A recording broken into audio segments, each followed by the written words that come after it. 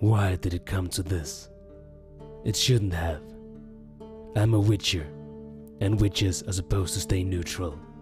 Today I interfered. Today my name will forever be tarnished. Our story begins one day earlier as Geralt came walking through the forests of Redania. He came to an old tower where he knocked on the door. Stregobor is not receiving today. Be kind to leave the premises. You asked for me. Oh, Geralt of Rivia. Sorry, please come in. The door opened up and Geralt entered. Inside the old tower, he all of a sudden found himself in a beautiful garden. And then the wizard Stregobor came over to greet him. Oh, there you are, Geralt. Where's your horse? Dead. Very well. Follow me. As they walked through the magical garden, Geralt saw a beautiful naked woman walking with a basket full of apples. This garden, that woman, this is all an illusion. But this is a first-class illusion. Stregobor took a bite of one of the artificial apples from the naked woman's basket. Everything in here that you can see, you can also taste, smell, and feel. Even her, if you know what I mean. I really don't think I want to know. Let's get to the point. You called me here for a reason. Indeed. Take a seat, Geralt. I have a little problem, you see. Do you know the nearby town of Blaviken? Yes, been there some years ago. I'm the town wizard, and I'm supposed to protect it, but I don't dare leave my tower. Not since this murderous woman has showed up, crazy with a sword. Geralt stood up and turned around to leave the garden. Wait, are you leaving? You have me mistaken for a hired killer. I slay monsters for gold, not people. But she is a monster. She may look like a woman, but she is in fact a mutant. They call her Shrike. And you can't handle this one woman yourself, with all of your magic. She's impervious to my magic. Really? Well, I created her. She was cursed and I tried to heal her, and instead my magic turned her even worse. Into this ravaging, murderous creature. A creature that just happens to look exactly like a woman. Well, yes, on the outside. But on the inside, her entrails are all messed up and overgrown with some sort of red sponge. I know you, Stregobor. Whatever you did to that woman, she has her reasons for wanting you dead. She may be crazy, but that doesn't make her a monster. Thank you for wasting my time. What are you going to do now? I'll go and do some real witch's work. I'm gonna track that thing that killed my horse. As Geralt left Stregobor's tower, he didn't notice somebody was watching him. A woman in dark clothing. When Geralt was out of sight, two Redanian guards showed up behind her, and they started talking out loud to each other. Well, well, what is a pretty little thing like that doing so far outside of Blaviken? All alone. Yeah, sure doesn't look like a farm girl. I'd like to show her some plowing. Do you want to ride back to town, miss? You look like you could use a little riding. Yeah, in fact, we could all use a little riding. The guards were closing in on the woman from behind, but they didn't realize who the woman was. Shrike. She turned around as she drew her sword and cut the hand of one of the guards. Then she sliced the throat of the second one, and again stabbed the first one in the face. The only place he wasn't armored.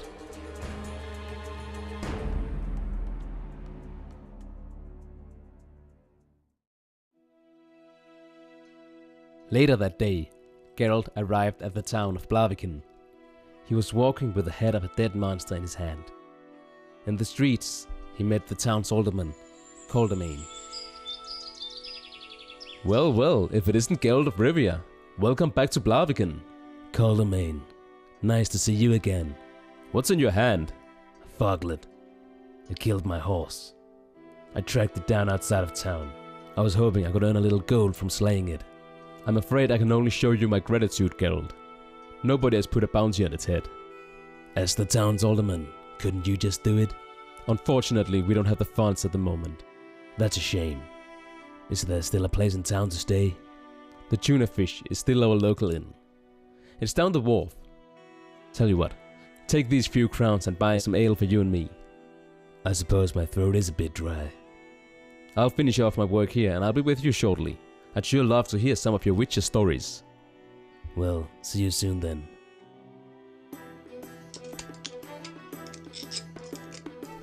At the inn, Geralt passed some guys playing dice poker and headed straight for the bar where he ordered 2 pints of Redanian ale. Behind him, around a table, 6 mean-looking men were sitting drinking beer. They began commenting on Geralt's looks behind his back, but they knew he could hear it. What in God's name is that? Some sort of mutant albino? Such a freak of nature should not be allowed to enter pubs among decent people. That guy seems familiar, No Horn. You're always so suspicious, Tavik. Listen, Whitehair. Cyril insulted you terribly. Aren't you going to do something about that? No. It's so dull in here today. How about you go around with our twins here then? Vir and Nemir. The 2 twins stood up simultaneously with their hands on the hilts of their swords without saying a word. I don't think so. A big brute with a huge axe suddenly stood up and grabbed the soup he was eating. Then what about me if I pour this fish soup over your head? Oh, shut up, 15. Geralt turned around so the 6 men saw his cat-like eyes. Your name is 15? I don't expect your name comes from 15 good deeds. Now I know. Those eyes, that hair, I'll bet he's one of them witches. To think the likes of you walk the earth. Who spawns you freaks? Look who's talking, half-elf. A lot of people must have wondered what your mother was doing so often out in the forest. Until the day you showed up. Possibly. But at least I knew my mother. You witches can't say that much about yourselves. Geralt closed his fists. Well, Whitehair, you can't let an insult like that go you by. That thing you have on your back looks like a sword. So, are you going outside with Cyril now? Hey, what did you say about Cyril's mother? Something extremely nasty, like she was an easy lay or something. A mother, you son of a bitch, is sacred! Shut up, 15. The door to the inn opened up and Caldermain entered. What is going on here? Well, that's no fun. The alderman is here. Guys, drink up and let's get out of here. Caldermain went over to Geralt and the 2 men grabbed their pints and took a seat at the nearest table. Geralt glanced at the 6 men as they stood up and left the inn. I trust they're not locals. No, they're traveling mercenaries, most of them. Some of them simple killers. You saw that half-blooded elf? Cyril, I believe they called him. Yes, he was a tree dam. The massacre in Kovir? You heard the story? Not in detail. Well, it happened not so long ago. The Baron of Treedam was holding some death-sentenced prisoners in the dungeons. The prisoners' comrades, one of whom was that half-blooded elf Cyril, rode into the city one day and captured 30 pilgrims. They demanded that the Baron set the prisoners free, but he refused. So the bandits began murdering the pilgrims, one after another. Finally, when they had killed like a dozen pilgrims, the Baron decided to release the prisoners and save the rest. The public was enraged. Some blamed him for waiting too long to give in. Most claim he shouldn't have given in at all. They say the Baron should have attacked the bandits, even though it could have meant the death of all the hostages. The Baron of Treedam is now in danger of exile, or even execution because of his hesitation. And you can't do anything about those guys? They haven't done anything wrong here in Redania. Not that we know of, anyway. A shame. Let's change the subject. Too depressing. Have you heard our king has got a new son by the name of Radowid? I did. Hopefully he'll be a great king someday. Cheers to that. Cheers. When Geralt entered his room that night, he realized he was not alone. Someone was standing in the dark with a knife. He quickly grabbed the knife and threw the person on the bed. He jumped on top of the person and held the knife to the person's throat. It was a woman. Oh, I must say, Geralt, I did not expect us to end up in bed together so quickly. But I have heard how good you are with women. So? You're a fast one. How did you know I was there? It must be true that you witches can see in the dark. Yes, but I knew you were there because I could feel my medallion vibrate. It does so whenever monsters or magic are present. Shrike. So you're saying that I'm a monster? I'm saying you're not what you seem. Geralt let her go and used the ignisign to light up some candles to illuminate the room. I see you can do a little magic yourself. I've heard you witches can even control people's minds. Our signs can be handy sometimes. But now tell me, why are you here? I want to make you an offer, Geralt. I saw you at Stregabor's tower today. I was told you wanted to murder him. Everyone would do so after what he did to me. And it's not going to be a clean kill, at all. But when I saw you there, I thought of something a little less messy. You want me to kill him for you? That would be the easiest way for everyone. I can't break his spell to enter his tower, so I must force him to come out. But he trusts you, so you can just walk right in and then kill him. I'm not going to kill anyone, and neither should you. Oh, I will. Shrike, you're making yourself a monster you're not. Then don't call me Shrike. That's not my name. Then who are you? I'm Renfri. That was my birth name. I was a princess, damn it! A princess? The queen, my stepmother, she hated me. She cursed me and sent me to Stregobor, who made experiments on me. When they went wrong, they hired a huntsman to take me into the forest and kill me. Only he didn't. He raped me instead. But I got to his knife and sliced his throat. And I've been killing, robbing, and whoring my way to survive ever since. I killed my stepmother in her sleep. I killed that fucking huntsman. I'm going to kill everybody, whoever hurts me or comes in my way. And now it is time for Stregobor. Please, you have a chance here to be the better person. By not killing Stregobor, you can prove to everyone that you're not a monster. Show people that you can change, that you can forgive. It is too late for me, Geralt. You were noble. Show people your heart still is. I'm a monster princess, like that striga you defeated a year ago. You're beautiful, and I really see you have a kind side. You are human. There's no doubt about that. Renfri sat down on the bed and took Geralt's hand. Geralt, hold me. Geralt sat down next to her. Maybe you're right. Maybe I should let it go. She kissed his neck. He kissed her back. She leaned back in the bed, and Geralt followed.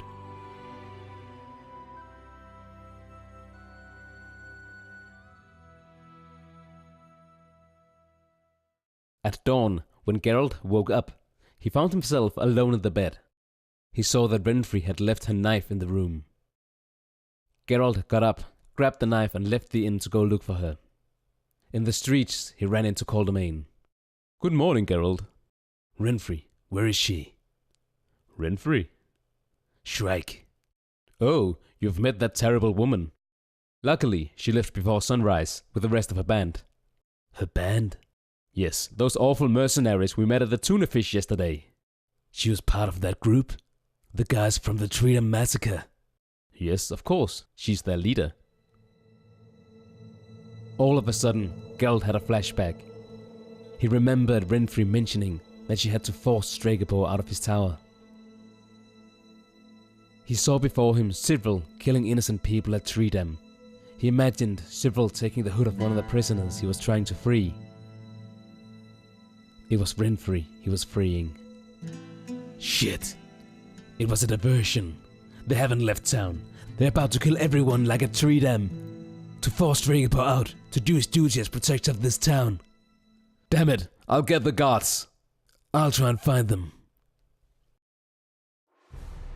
In Blaviken's market square, Renfri's 6 henchmen were standing tall. They were looking at the shopkeepers who were opening their stalls. "No horn, there aren't that many people." "It's still early, Cyril. They'll come out soon." My axe is itching to cleave somebody's head. Patience, my friend. It was at this moment that Geralt entered the market square. You're not going to hurt anyone. Well, well, Renfri said you'd come. She also told us to give you a message. It goes something like this. I am what I am. If that makes me a monster, so be it. You're supposed to know what it means. Where is she? She's with that wizard guy. She's asking him to surrender, to come out of his tower before we're going to work. I hope he's not coming out, so we can do something about these people here. He won't. He doesn't care about his duty. He only cares about his own skin. But this won't be another tree dam. Not as long as I'm here. We were hoping you would say something like that. Geralt drew his sword. Nohorn and his friends did the same. Remember, he's a witcher, strong in a fair fight. Good thing this isn't a fair fight then. After you, Tavik. Tavik put an arrow on his bow and fired at Geralt. Geralt deflected the shot with his sword, then grabbed Renfri's knife and threw it at Tavik. The knife hit Tavik in the neck and killed him. Nohorn looked at the dead Tavik, then turned his attention back to Geralt. Guys, as one! The 5 remaining mercenaries began marching simultaneously towards Geralt. Geralt drank a potion and then marched forward. As he was getting close to the mercenaries, he suddenly ran to the left. The 2 twins ran after him. Stay together, damn it! Geralt jumped through one of the stalls in the market. The twins followed. Geralt used the art sign to blast the twins back into the stall. He then took his sword and stabbed the one twin in the gut and slashed the second one in the neck. Geralt turned around just in time to block an attack from 15's great axe. He then used 15's momentum to get around him and slice his throat. As 15's huge body fell to the ground, Geralt turned his attention towards his next attacker. Nohorn came running towards him. He was a great fighter, but Geralt parried each attack, then kicked him in the gut and slashed his sword into his face. The cut went halfway through Nohorn's head and ran parallel with the scar he had across his face. Cyril was the only one left. He smiled at Geralt. He then swung his 2 scimitars against him. He attacked again and again, but Geralt dodged each attack. At last, Cyril got out of balance, and Geralt hit him in the face with the hilt of his sword. Cyril was dizzy for a moment, long enough for Geralt to swing his sword and cut off Cyril's head.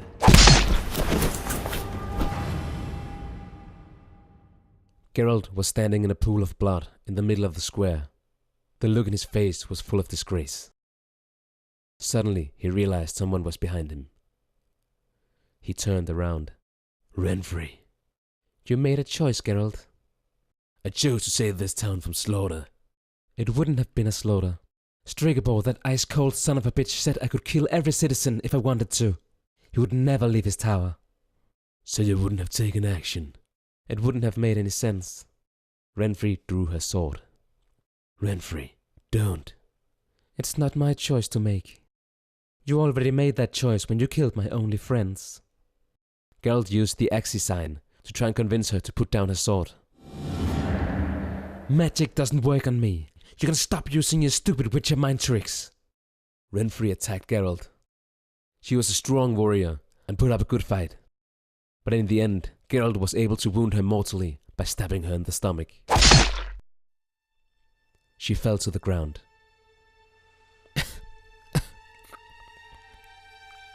Geralt, hold me. Geralt was looking at her with grief in his eyes. Please. Geralt walked closer. He wanted to calm her as life left Renfri's body. What he didn't know was that Renfri was grabbing her knife on her back. As Geralt came closer, he was looking around and saw the other men he had killed. He suddenly noticed that Tavik didn't have Renfri's knife in his throat anymore. He stopped dead in his tracks and looked horrified at Renfri. At this moment, she knew that Geralt had figured it out. She took out the knife from her back for him to see, and died with the knife in her hands. A portal opened up behind Geralt, and Stregobor came out. "You did it! You killed her! Thank the gods! I felt the curse lifting. You've done me a great service, Geralt. Sorry I can't pay you. You never accepted my offer." Stregobor walked towards Renfri's body, but Geralt blocked his path. He raised his sword and pointed it at Stregobor's throat. "You, leave her alone." "Geralt, what are you doing? We need to perform an autopsy on her body to find out how much of a monster she was." "You're the only monster here." "I'm not sure these people agree." Geralt looked around. The town's inhabitants were walking around the square looking at all the dead bodies. "The Witcher! He butchered those people! I saw it too! He was the first one to raise his sword and start this mayhem!" "What did you expect? Witchers are cold-blooded killers, each and every one!" The inhabitants began throwing rocks at Geralt. He used the Quen sign to create a magic barrier to block the attacks. Then Coldamain turned up with his guards. "Stop this nonsense!" The rock throwing ceased. "Geralt, is this your way of solving problems? By slaughtering everyone?" "I try to help." "Get out of my town, Geralt, and never come back." Coldamain looked at Stregobor. "And you too, where were you when you should have protected this town? I will see neither of you again." Geralt was ashamed. He turned around and walked away.